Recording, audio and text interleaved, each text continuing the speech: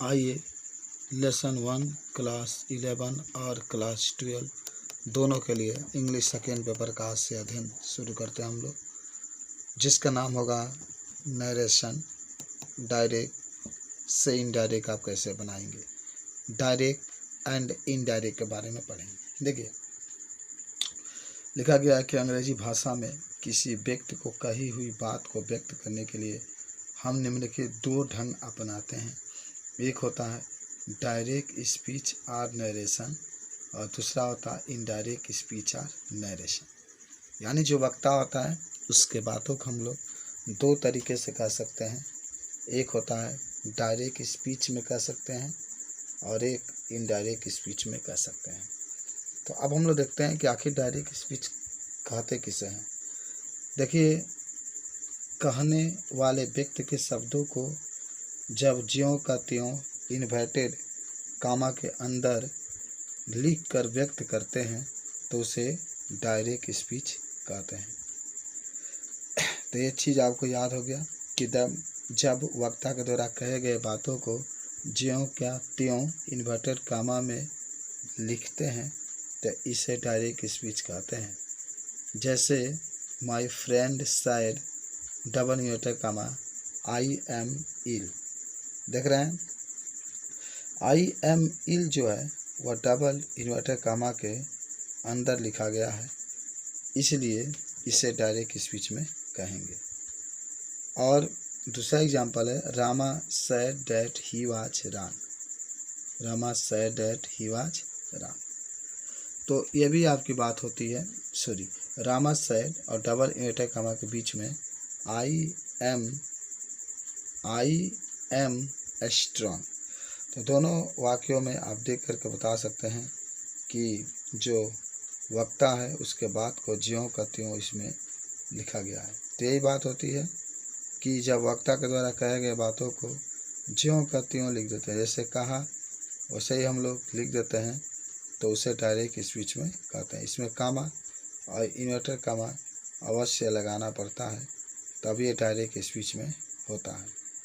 उसके बाद से एक चीज़ आता है सेकेंड नंबर, जिसको हम लोग कहते हैं इनडायरेक्ट स्पीच। देखिए, इनडायरेक्ट स्पीच का डिफिनेशन में भी आप बता सकते हैं कि जब कहने वाले व्यक्ति के शब्दों का सारांश हम अपने शब्दों में करते हैं तो उसे इनडायरेक्ट स्पीच कहते हैं। आपने याद किया, कहने वाले व्यक्ति के शब्दों का सारांश जब हम अपने शब्दों में करते हैं तो उसे इनडायरेक्ट स्पीच कहते हैं। जैसे आप एग्जाम्पल में लिखना चाहते हैं तो लिख सकते हैं, यहाँ पर दिया भी गया है। पहला कि my friend said that he was ill. इसमें कामा और डबल इन्वर्टर कामा का प्रयोग नहीं करते हैं।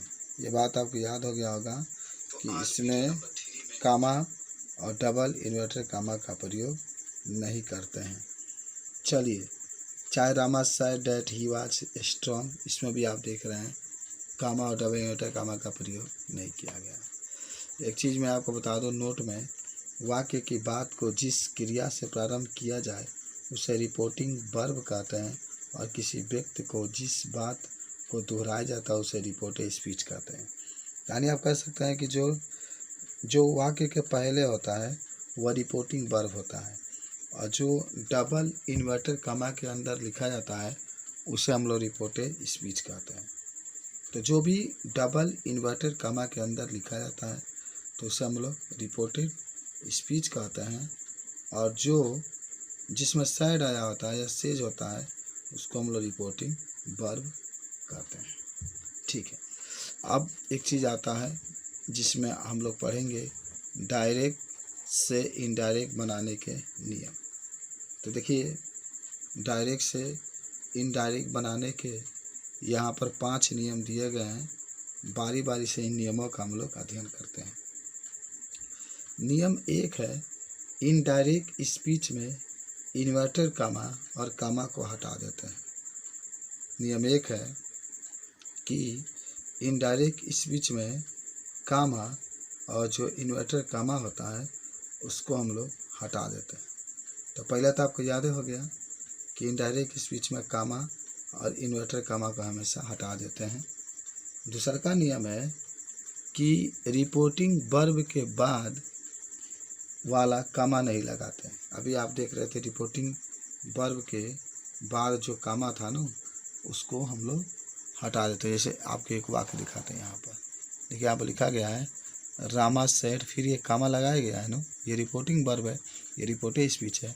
तो रिपोर्टिंग वर्ब में के जो कामा होता है उसको हटा देते हैं। तो वही नियम नंबर 2 कह रहा है कि रिपोर्टिंग वर्ब के बाद वाला जो कामा होता है उससे हम लोग क्या करते हैं, हटा देते हैं। नियम नंबर 3 है कि किसी उचित कंजंक्शन का प्रयोग करते हैं। कंजंक्शन का मतलब डैट। अभी आपको देख भी रहे थे कि दोनों वाक्यों को जोड़ने के लिए जब सिंपल में वाक्य होगा तो हम लोग डैट का प्रयोग करते हैं। तो ये बात तो तय हो गया कि जो रिपोर्टिंग किसी उचित कंजंक्शन का प्रयोग करते हैं, ज़्यादा हम लोग डैट और इफ़ का ही प्रयोग करते हैं।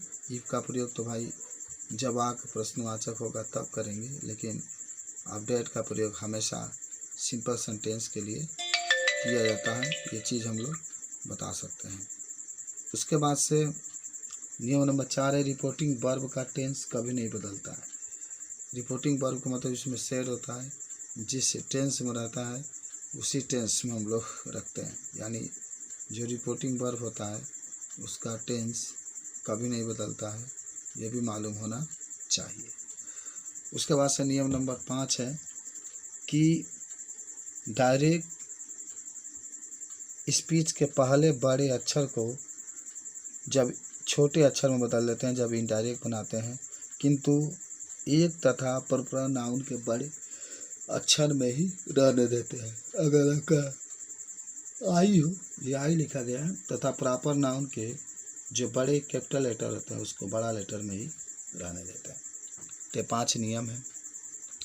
अब हम लोग जो आगे पढ़ेंगे उसका नाम है क्रिया में परिवर्तन के नियम। तो क्रिया में परिवर्तन के नियम में नियम 1 है, यदि रिपोर्टिंग वर्ब वर्तमान काल, वर्तमान का मतलब प्रेजेंट टेंस में या भविष्यत का यानी और फ्यूचर टेंस में हो, तो रिपोर्टेड स्पीच के वर्ब का टेंस नहीं बदलता है। तो ये चीज़ हम लोग जान गए कि अगर माने जो रिपोर्टिंग वर्ब है अगर वो प्रेजेंट टेंस में हो या फ्यूचर टेंस में हो, तो रिपोर्टेड स्पीच के जो वर्ब होता है उसमें कोई परिवर्तन नहीं होता। जैसे आपको टेंस की जानकारी होनी चाहिए, और आपको मैं बता देता हूँ कि प्रेजेंट टेंस के 4 भाग, फ्यूचर टेंस के 4 भाग, पास्ट के भी 4 भाग, इसको आप देखेंगे आगे। देखिए समझते रहिएगा। डायरेक्ट में लिखा है Rama says Hari is a good boy. Rama says Hari is a good boy. देखिए ये रिपोर्टिंग वर्ब है, रामा सेज कह रहा है, और हरी इज ए गुड बॉय ये रिपोर्टेड स्पीच है। तो रामा भी नाउन है, सेज में यस लगा यानी वर्ब का पहला रूप में यस लगा है, तो ये प्रेजेंट इंडेफिनिट टेंस में है, ठीक है। और हरी इज ए गुड बॉय, हरी एक अच्छा लड़का है, तो इनडायरेक्ट बनाएंगे तो कोई परिवर्तन नहीं होगा, टेंस में कोई परिवर्तन नहीं, इसलिए नहीं क्योंकि जो आपका रिपोर्टिंग वर्ब है इसका जो वर्ब है वो प्रेजेंट टेंस में। जब बनाएंगे तो Rama says that Hari is a good boy, Rama says that का केवल इस्तेमाल कर देना है, और हरी इज ए गुड बॉय। या दूसरा एग्जांपल है कि ही विल से, विल और सेल तो ये फ्यूचर में हो ही जाता है, तो इसके भी टेंस में कोई परिवर्तन नहीं होगा। He will say Krishna is telling a lie, he will say Krishna is telling a lie, वह कहेगा कि कृष्णा एक झूठ बोलता है, तो इसको इनडायरेक्ट बनाएंगे तो ही विल से डैट का इस्तेमाल, कृष्णा इज टेलिंग ए लाई जैसे है वैसे ही। यानी यहाँ से एग्जाम्पल से आप देख सकते हैं कि यदि रिपोर्टिंग वर्ब ये जो से देख रहे हैं या विल अगर प्रेजेंट में या फ्यूचर में हो तो रिपोर्टेड स्पीच में कोई परिवर्तन नहीं करता है। समझे? चलो आगे बढ़ते हैं। और नोट में देखता है लिखा है कि रिपोर्टिंग वर्ब से या सैड को टेल या टोल्ड में उस समय बदलते हैं जब उसके पश्चात कोई ऑब्जेक्ट हो। यानी जैसे आपका व्हील के बाद से है ना, से के बाद टू में दिया होता, तब आप से को टेल में बदलते। सैड होता तो उसको टोल्ड में, यानी से और सैड को टोल्ड में या टेल में तब बदलते हैं जब इसके बाद ऑब्जेक्ट होता है। चलिए, तो नियम नंबर 1 देख लिए, जो आपके इनडायरेक्ट की बात होती है। नियम नंबर 2 इसमें कहता है, यदि रिपोर्टिंग वर्ब भूतकाल में हो तो रिपोर्टेड स्पीच के वर्ब का टेंस में निम्नलिखित रूप में बदलेगा। क्या कहा, रिपोर्टिंग वर्ब भूतकाल में हो, यानी भूतकाल का मतलब पास्ट टेंस में हो, तब आपके जो रिपोर्टेड स्पीच होता है वह बदल जाता है। जो माने अभी आप देख रहे थे ये नहीं बदल रहा था, क्योंकि ये प्रेजेंट टेंस में और फ्यूचर टेंस में था इसलिए। लेकिन जब ये भूतकाल यानी जब पास्ट टेंस में होगा, तब इसका जितने भी रिपोर्टेड स्पीच होते हैं सब बदल जाएंगे। तो देखिए कैसे बदलेंगे, उसके नियम को हम लोग थोड़ा सा देखते हैं। देखिए का नियम आपका है, कैसे ये नियम बदलता है। यहाँ से नियम आता है, देखिए प्रेजेंट इंडेफिनिट टेंस है, ये किस में चेंज हो जाएगा, पास्ट इंडेफिनिट में। यानी अगर रिपोर्टिंग वर्ब में रिपोर्टेड स्पीच में ईज आर एम होगा तो ये वाज वेयर में चेंज हो जाएगा, कर्ता के अनुसार लिखेंगे। दूसरा है, अगर प्रेजेंट कंटिन्यूअस है, जब आप इनडायरेक्ट बनाएंगे तो ये इनडायरेक्ट का नियम है, इनडायरेक्ट बनाएंगे तब के, और ये डायरेक्ट का नियम आपका है। तो अगर प्रेजेंट कंटिन्यूअस है तो ये पास्ट कंटिन्यूअस में चेंज हो जाएगा, यानी इज जो गोइंग आप देखेंगे उसको वाज गोइंग में चेंज कर देंगे, यानी इज आर एम जो होगा वाज वेयर में चेंज हो जाएगा। अच्छा, प्रेजेंट परफेक्ट टेंस है तो ये पास्ट परफेक्ट में चेंज हो जाएगा। प्रेजेंट परफेक्ट का मतलब होता है कि हैज गन और हैव गन होगा तो ये हाइड गन या हाइड गन में चेंज हो जाएगा, यानी हैज होगा तभी हाइड में, हैव होगा तभी हाइड में चेंज हो जाएगा। उसके बाद से प्रेजेंट परफेक्ट कंटिन्यूअस है तो ये पास्ट परफेक्ट कंटिन्यूअस में चेंज हो जाएगा। कहीं अगर आपको दिखाई दे हैज बीन गोइंग तो इसको हैड बीन गोइंग में चेंज कर देंगे, यानी प्रेजेंट के जो चारों भाग है वह पास्ट के चारों भाग में बदल जाएगा। प्रेजेंट इंडेफिनिट होगा तो पास्ट इंडेफिनिट में, प्रेजेंट कंटिन्यूअस होगा तो पास्ट कंटिन्यूअस में, प्रेजेंट परफेक्ट होगा तो पास्ट परफेक्ट में, प्रेजेंट परफेक्ट कंटिन्यूअस होगा तो पास्ट परफेक्ट में। अब आते हैं पास्ट इंडेफिनिट, ये पास्ट परफेक्ट में चेंज होगा, देख रहे हैं ना, जो पास्ट आपका इंडेफिनिट है पास्ट परफेक्ट में चेंज हो जाएगा। यानी अगर वेंट है, जैसे वर्ब का दूसरा रूप है तो हाइड गन हो जाएगा, वेंट और हाइड गन, गन तीसरा रूप होता है। पास्ट कंटिन्यूअस होगा तो पास्ट परफेक्ट कंटिन्यूअस में चेंज हो जाएगा। अगर वाज गोइंग है तो हाइड बीन गोइंग में ये चेंज हो जाता है। ठीक है, क्या क्या चेंज नहीं होता है, नो चेंज, यानी अगर पास्ट परफेक्ट टेंस है तो पास्ट परफेक्ट या पास्ट परफेक्ट कंटिन्यूअस है तो रिमेंस हाइड गन वैसे ही रहता है, और अगर हैज बीन गोइंग है तो हाइड बीन गोइंग में आपका चेंज नहीं चेंज होता वैसे ही। यानी यहाँ से ये दोनों बात आपकी है, पास्ट परफेक्ट टेंस में कोई परिवर्तन नहीं। अगर आपका हाइड गन है तो इनडायरेक्ट में भी हाइड गन रहेगा, पास्ट परफेक्ट कंटिन्यूअस में भी कोई चेंज नहीं, अगर हाइड बीन गोइंग है तो हाइड बीन गोइंग में ही रहेगा। ठीक है, अच्छा अब देखिए एक चीज़ मैं बताता हूँ, फ्यूचर टेंस के लिए अगर कहीं भी आपको सैल गो दे दें तो इसको शुड गो में चेंज करें, यानी सैल जो होगा शुड में आपका चेंज हो जाएगा, और गो है तो गो वैसे ही लिख देंगे। इसमें जो सैल होगा शुड में चेंज हो जाएगा, गो है तो गो में रहेगा। विल है तो वुड में चेंज हो जाएगा, गो है तो गो में ही रखेंगे। अन्य कुछ परिवर्तन भी देखते हैं यहाँ पर, देखिए अगर मे होगा तो माइट में चेंज हो जाएगा, अगर डायरेक्ट में मे है, इनडायरेक्ट में बनाएंगे तो माइट में चेंज हो जाएगा। केन है तो इनडायरेक्ट बनाएंगे तो कुड में चेंज हो जाएगा। डू या डज है तो इनडायरेक्ट बनाएंगे तो आपका ये डिड नॉट में चेंज हो जाएगा। डिड नॉट है तो हैड नॉट में चेंज हो जाएगा।